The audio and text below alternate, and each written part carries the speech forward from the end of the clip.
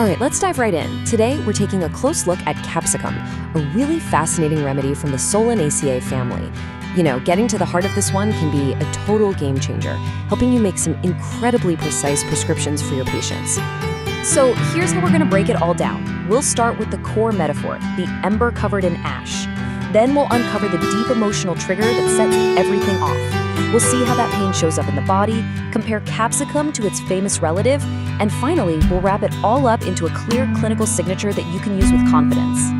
Okay, this single image, this is the whole key to unlocking capsicum. Seriously, I want you to picture a campfire after it's died down. On the surface, what do you see? Just cold, gray ash, right? Looks totally inert. But if you were foolish enough to stick your hand in there, you would get a nasty burn. That heat is still there, deep inside. That is our patient. Okay, so let's get practical. How does this ember covered in ash actually walk into your clinic? Because I'll tell you, at first glance, they might not scream Solanaceae at all.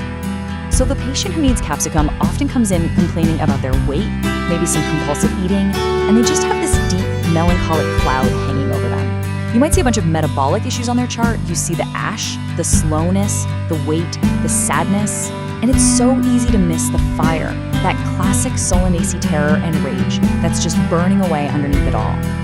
But where does a state like this even come from? To find that ember, we've got to look past the physical stuff and really understand the patient's inner world. What's the emotional trigger that lights this fire in the first place? The absolute core trigger is the loss of protection. This person feels utterly small, totally incapable, and then suddenly, their protective shell, whether it's their childhood home, a parent, a spouse, is just gone.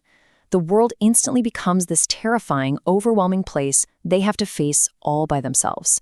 Now, this is the central theme of the whole nightshade family, right? That sense of sudden terror, of feeling defenseless. But in capsicum, it plays out in its own unique way.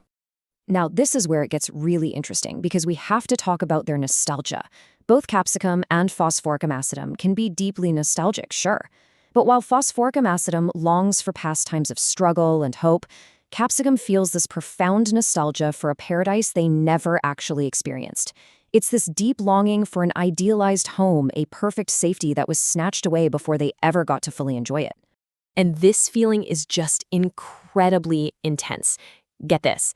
Capsicum is the only remedy in the entire repertory listed under the rubric, which is just a specific symptom category we use, of suicidal disposition from nostalgia. When they're faced with losing their protector, the patient feels a genuine, bone-deep terror that they simply cannot survive alone. So what happens when all of that fear, that rage, that grief gets bottled up? It doesn't just vanish into thin air. For the capsicum patient, it gets swallowed. It turns inward and starts to attack the body itself. So what does that actually look like? How does a swallowed rage start to manifest on a physical level?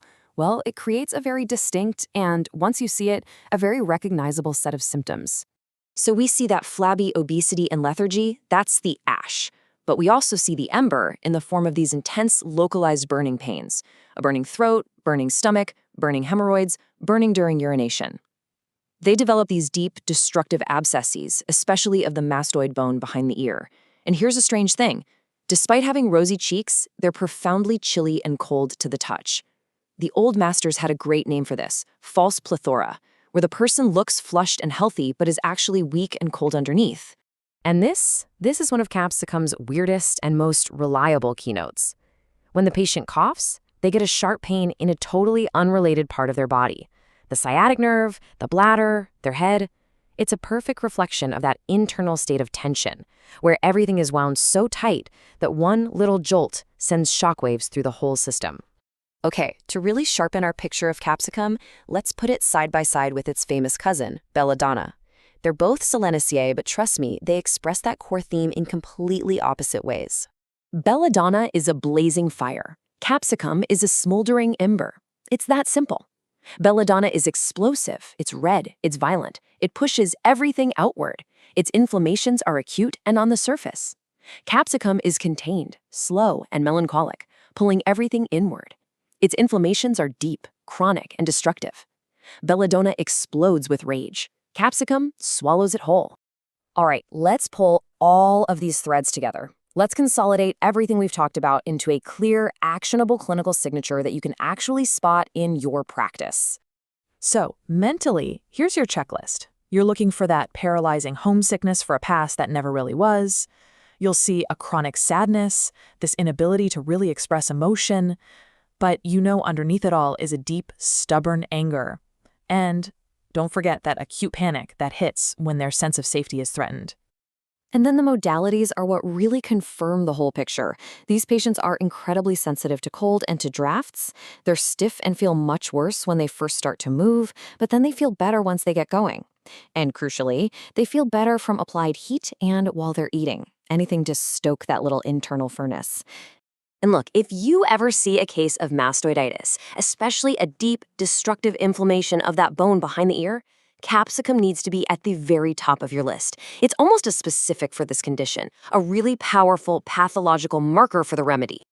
So take this picture with you into your practice. Think about that melancholic, overweight patient who just seems stuck, who talks about the past with this profound sense of loss. You might just find that underneath that layer of ash, there's a capsicum ember, burning away, just waiting for the right remedy to bring it back to life.